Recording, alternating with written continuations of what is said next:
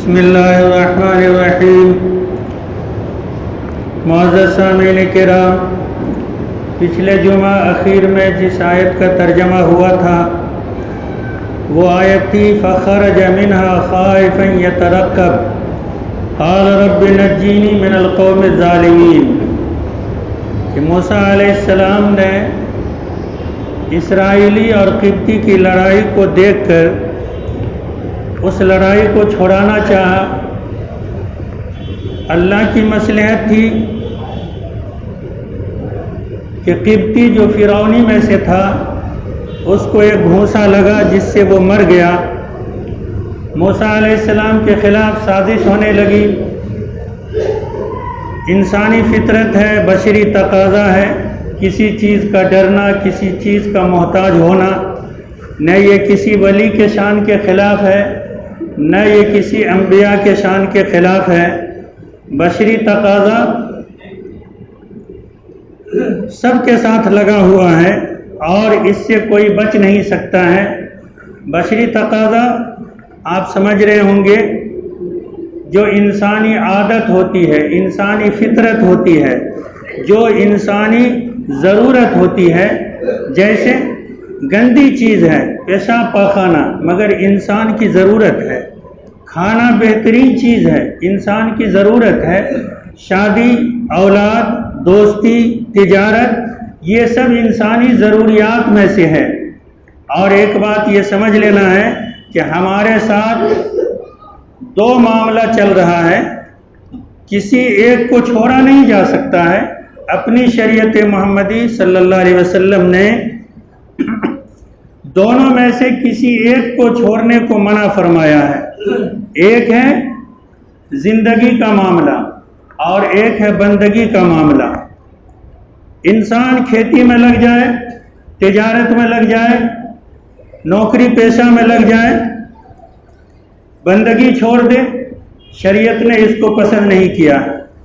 اور ایک انسان ہے کہ صرف بندگی میں لگ جائے، مسجد میں کونے میں بیٹھ جائے، روزے پہ روزہ رکھے، سارے مال کو لٹا دے زکوٰۃ میں، صدقات میں، اور فقیر بن جائے، شادی بھی نہ کرے، اولاد سے نفرت ہو جائے، دوستی بھی کسی سے نہ ہو، تو شریعت نے اس کو رہبانیت کہا ہے، اس کو منع کیا ہے۔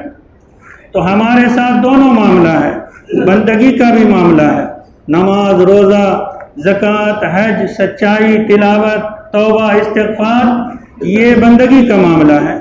اور زندگی کا معاملہ ہے کھیتی باڑی، ملازمت، پیشہ، دوستی، لین دین، ہدیہ، تحفہ، یہ سب ہے، اور دونوں ہم کو کرنا ہے۔ ان دونوں کو پورا کرنے کے لیے اگر کوئی شخص ہاتھ پاؤں چلاتا ہے، کہیں کوئی اور کوشش کرتا ہے، تو یہ نہ کسی نبی، کسی عالم، کسی ولی یا کسی جاہل، کسی کے خلاف نہیں ہے، یہ صحیح ہے۔ زندگی کا حصول بھی صحیح ہے، بندگی کا حصول بھی صحیح ہے۔ اور ایک اصول اور بھی سمجھ لیجئے، بہترین کھانا، بہترین لباس، بہترین سواری، حیثیت کے مطابق، اچھا مکان، یہ بھی ضروریات میں سے ہے، حیثیت کے مطابق۔ ایک جملہ آپ کو سمجھنا ہے کہ ایک لفظ ہے وجود، وجود کا مطلب ہے پایا جانا، کہیں پر اویلیبل ہونا، یہ ہے وجود۔ اور دوسرا معاملہ ہے سجود۔ ایک انسان صرف سجدہ کو لے کر چلے تو اس کا وجود رہے گا تب تو سجدہ کرے گا، وہ انسان موجود ہوگا تب تو سجدہ کرے گا۔ تو سجود کے لیے وجود کا ہونا ضروری ہے۔ اسی لیے اللہ نے پہلے 5 سال، 7 سال، 10 سال میں نہ روزہ رکھنے کہا، نہ نماز پڑھنے کہا، نہ زکوٰۃ دینے کہا، بلکہ وہ معاف کے درجے میں۔ کیوں؟ اللہ تعالیٰ ایک حیثیت، ایک اندازہ جو بلوغ کی حیثیت ہے، 12 سال، 15 سال، اتنا دن اللہ نے اس کے وجود کو قائم کرنے کو کہا کہ پہلے تم سمجھ لو، مضبوط ہو جاؤ، سوچ سمجھ لو، پرکھ لو، اس کے بعد سجود ہے، اب عبادت کا حکم دیا گیا۔ تو دونوں ضروری ہے۔ بہر صورت موسیٰ علیہ السلام ڈرے، سازش ہوئی، اب یہ مدین کا رخ کیا۔ مدین ایک گاؤں علاقہ ہے مصر سے ہٹ کر، آج کی آیت کا ترجمہ یہ ہے وَلَمَّا تَوَجَّهَ تِلْقَاءَ مَدْيَنَ قَالَ عَسَىٰ رَبِّي أَن يَهْدِيَنِي سَوَاءَ السَّبِيلِ کہ جب موسیٰ علیہ السلام مدین کا رخ کیا، فرعون کے ڈر سے بھاگے، راتوں رات، راستہ معلوم نہیں، کبھی مصر سے باہر گئی نہیں، مصر مدین نیا علاقہ، اس وقت میں کسی سے پوچھنا بھی مناسب نہیں، ہر جگہ فرعون کے جاسوس چل پھر رہے تھے، ایک ہی صورت تھی اور وہ سب سے اہم صورت ہے۔ ہر انسان کو چاہیے کہ دنیاوی اسباب بھی اختیار کرے، دنیاوی اسباب بھی، بیمار پڑا دنیاوی اسباب ہے علاج، کسی سے لڑائی جھگڑا ہو دنیاوی اسباب ہے صلح صفائی، لیکن سب سے اہم اسباب کیا ہے؟ وہ اللہ سے لو لگانا، اللہ سے مانگنا، یہ ہے اہم اسباب۔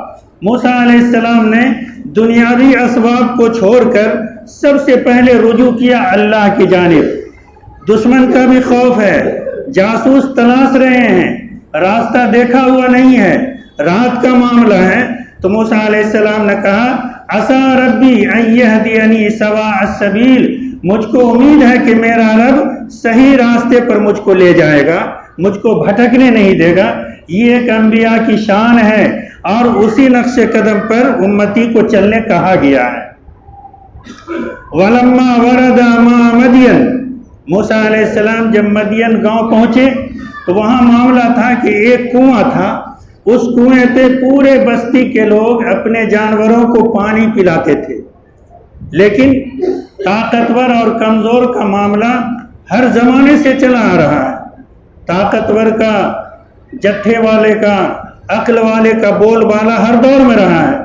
شعیب علیہ السلام بوڑھے شخص، ان کی 2 بیٹی، تو اس کنویں پہ نوبت یہ تھی کہ محلے کے سارے نوجوان مرد حضرات اپنے جانور کو پانی پلا لیتے، جب وہ چلے جاتے تو یہ دونوں بچی جو شعیب علیہ السلام کی بچی تھی یہ اپنے بکری کو پانی پلاتی۔ ایک تو شرم و حیا عورت کا معاملہ، مرد کے بیچ میں جا نہیں سکتی، پھر یہ شعیب علیہ السلام کے پاس کوئی لاٹھی بھی نہیں۔ آج کل تو لوگ اب تو لاٹھی بھول بھی گئے لوگ، پہلے بیٹا پیدا ہوتا تھا تو لوگ کہتے تھے کہ 1 لاٹھی بڑھ گئی ہے، اب اگر بیٹا پیدا ہوتا ہے تو لوگ کہتا ہے کہ 1 پیٹی بڑھ گئی ہے، تلک کا معاملہ، اب یہ معاملہ چلا آتا ہے۔ تو موسیٰ علیہ السلام، شعیب علیہ السلام کی بیٹی کھڑی تھی، موسیٰ علیہ السلام نے دیکھا وَلَمَّا وَرَدَ مَاءَ مَدْيَنَ کہ جب وہ کنویں پہ پہنچے تو وَجَدَ عَلَيْهِ أُمَّةً مِّنَ النَّاسِ يَسْقُونَ دیکھا کہ اس کنویں پہ بہت سارے لوگ اپنے جانوروں کو پانی پلا رہے ہیں۔ وَوَجَدَ مِن دُونِهِمْ امْرَأَتَيْنِ تَذُودَانِ اور 2 عورت کو دیکھا کہ اکیلی بالکل جانور کو روکے کھڑی ہے۔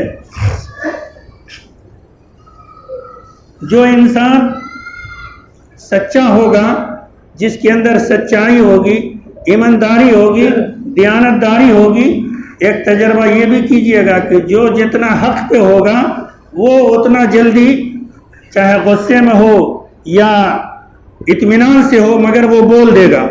اور جس کے اندر منافق کی صفت ہوگی تو آپ اس کو اگر گالی بھی دے دیں تو وہ مسکرا کے ٹال دے گا، مگر بعد میں تو وہ پورا گھی نکال دیتا ہے۔ یہ انسان کی فطرت ہے۔ اور ایک اصول یہ بھی ہے کہ سچائی جس وقت خاموش ہو جائے، سچائی جس وقت خاموش ہو جائے خود بخود جھوٹ کی جیت ہو جاتی ہے۔ سچائی خاموش ہو جائے تو جھوٹ کی خود بخود ڈگری ہو جاتی ہے جیت کی۔ اس لیے سچائی کو اجاگر کرتے رہنا چاہیے تاکہ جھوٹ کا بول والا نہ ہو۔ موسیٰ علیہ السلام نے کہا قال ما خطبکما تم دونوں کو کیا ہوا؟ تم دونوں کنارے کھڑی ہو، سارے لوگ اپنے جانوروں کو پلا رہے ہیں، تم کو کیا ہوا؟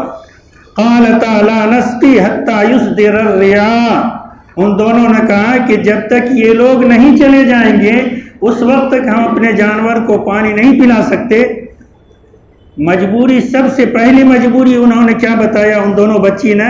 وَأَبُونَا شَيْخٌ کبیر ہمارے باپ بہت بوڑھے ہیں، وہ خود سے نہیں آ سکتے ہیں، یہ مرد حضرات طاقتور ہیں، یہ چلے آتے ہیں، اور ہم عورت ہیں، شرم کے مارے ہم ان کے بیچ میں جا بھی نہیں سکتے۔ میرے ماں باپ بوڑھے ہیں، اس بنا پر عورت ذات ہو کہ مجھ کو آنا پڑتا ہے. وَأَبُونَا شَيْخٌ کبیر. اب موسیٰ علیہ السلام سے یہ برداشت کہاں ہوتا. فَسَقَىٰ لَهُمَا. بکری کو لیا, اپنے سے کنویں پہ گئے, ان دونوں لڑکیوں کے بکریوں کو پانی پلا دیا. ثُمَّ تَوَلَّىٰ إِلَى الظِّلِّ. پھر ایک سائے دار, چاہے وہ دیوار ہو یا کوئی درخت ہو, اس کے سائے میں جا کے بیٹھ گئے. فَقَالَ رَبِّ إِنِّي لِمَا أَنزَلْتَ إِلَيَّ مِنْ خَيْرٍ فَقِيرٌ. اب یہاں پر موسیٰ علیہ السلام بشری تقاضا کا اظہار کیا. 7 دن میں پہنچے تھے, مصر سے نکل کر مدین کے کنواں تک 7 دن میں پہنچے. کیا کھایا ہوگا, کیا پیا ہوگا, وہی پھل فروٹ پتے وغیرہ. لیکن جب انسانی سہارا دیکھا کہ یہ بچی ہے, اس کو پانی پلایا, اس وقت بشری تقاضا کا اظہار کیا اللہ سے. انی لما انزلت الی من خیر فقیر, کہ آپ جو کچھ بھی آج مجھ کو عطا کریں گے ہم اس کے لینے کے لیے محتاج ہیں, ہم اس کے لینے کے لیے محتاج ہیں. اس لیے کبھی یہ نہیں سوچنا چاہیے کہ نبی بھی کھانا مانگا ہے, نبی بھی شادی کیا ہے, نبی کو بھی غصہ آیا ہے. یہ انسانی تقاضا ہے, یہ کوئی عیب نہیں ہے, یہ کوئی عیب نہیں ہے. انی لما انزلت الی من خیر فقیر. یہ دعا کیا. فجاءت احداہما تمشی علی استحیاء.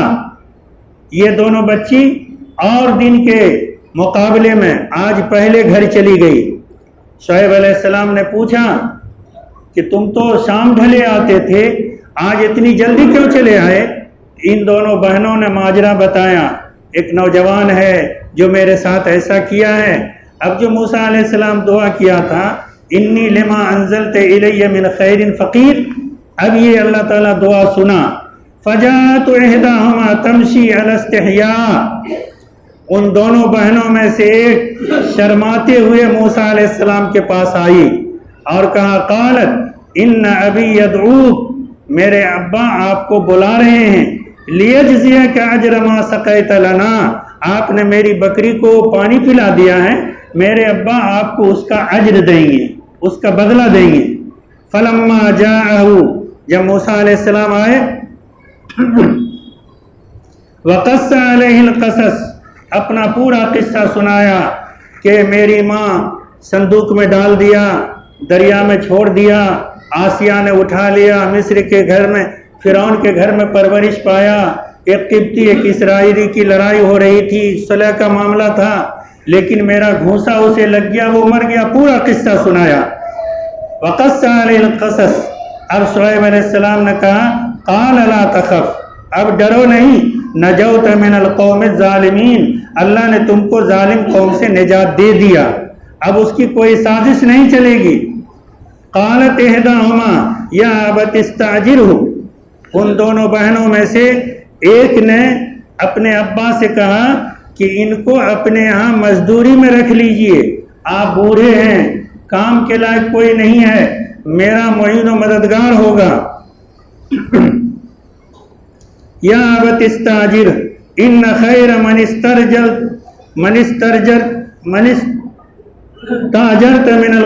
استاجرت القوم الظالمین من استاجرت القوی الامین.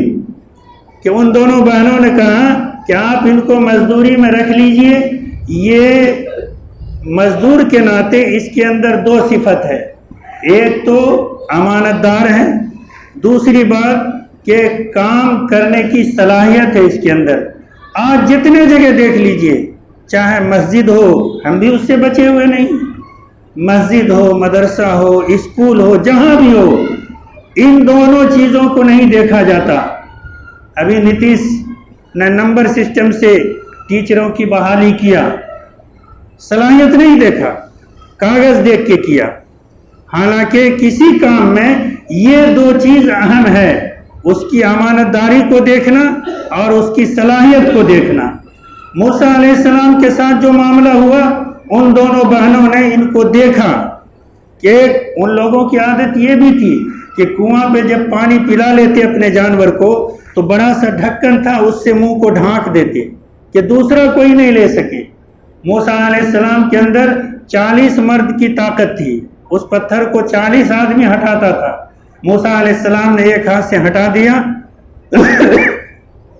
اس کی بکریوں کو پانی پلایا، ایک تو دیکھا کہ صلاحیت ہے، دوسری امانت داری یہ دیکھا کہ شعیب علیہ السلام کی بیٹی جب بلا کے جا رہی تھی تو یہ نہیں کیا کہ بھائی ہم نئے آدمی ہیں، تم یہاں کی رہنے والی ہو، تم آگے آگے چلو ہم پیچھے پیچھے چلتے ہیں، نہیں، موسیٰ علیہ السلام نے اس کا الٹا کیا کہ ہم آگے چلتے ہیں، تم میرے پیچھے رہو، اس لیے کہ عورت ذات ہو اور تم مجھ کو اشارے سے راستہ بتلاتے رہنا، یہ اس کی امانت داری ہے۔ اور یہی دونوں چیزوں پہ انسان کا اعتبار جمتا ہے۔ اس نے کہا یا ابت استاجر ان خیر من استاجرت القوی الامین، کہ اس کو اجرت پہ رکھ لیجئے، اس کے اندر دو صفت ہے، قوی بھی ہے طاقتور اور امین بھی ہے۔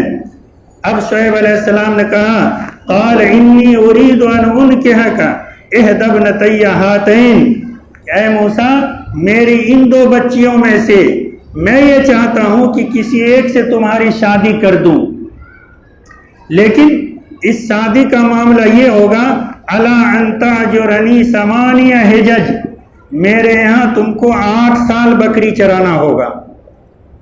ہم اپنی بیٹی سے شادی کر دیں گے لیکن 8 سال میرے یہاں تم کو بکری چرانا ہوگا۔ ان تاجرنی ثمانیہ حجج فَإِنْ أَتْمَمْتَ عَشْرًا فَمِنْ عِنْدِكَ، اگر 10 سال پورا کر لو تو یہ تیرا احسان ہوگا۔ یہ شعیب علیہ السلام نے کہا، اور آگے فرمایا وَمَا أُرِيدُ أَنْ أَشُقَّ عَلَيْكَ سَتَجِدُنِي إِنْ شَاءَ اللَّهُ مِنَ الصَّالِحِينَ، ہم آپ پر سختی نہیں کریں گے۔ یہ بھی ایک معاملہ ہے، مالک کو چاہیے کہ نوکر کے ساتھ اتنا ہی معاملہ کرے جتنا وہ لوڈ لے سکتا ہے، اگر اس سے زیادہ کریں گے تو ہم اپنے مالک پن میں خیانت کر رہے ہیں، اور نوکر اگر معاہدے سے کم کر رہا ہے تو وہ بھی اپنے کام میں خیانت کر رہا ہے۔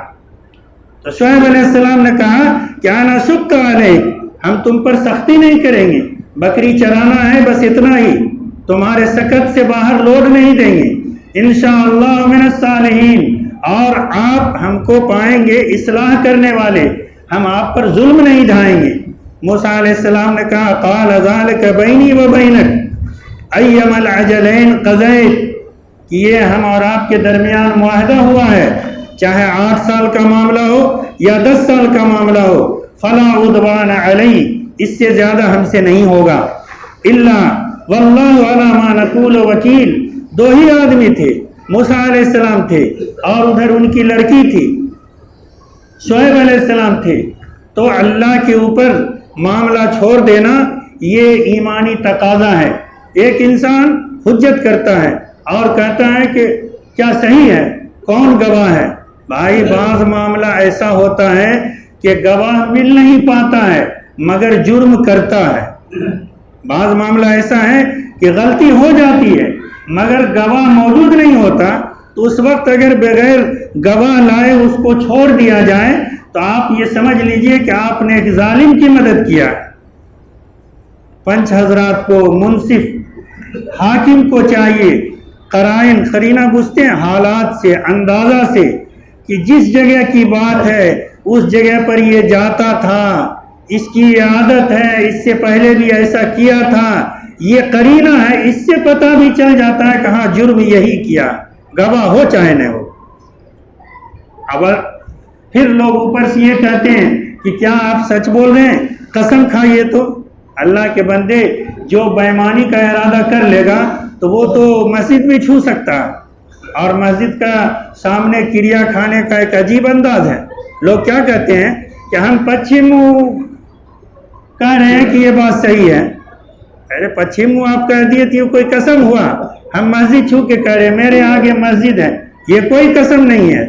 اور سب سے بہتر تو یہ ہے کہ آدمی یہ چھوڑ دے کہ بھائی ہم ایمان والے ہیں، آپ کو اگر یقین ہے تو ہم سچ بول رہے ہیں، ورنہ جھوٹ بولنا ہوگا، ہم قسم کھا کے بھی جھوٹ بول سکتے ہیں۔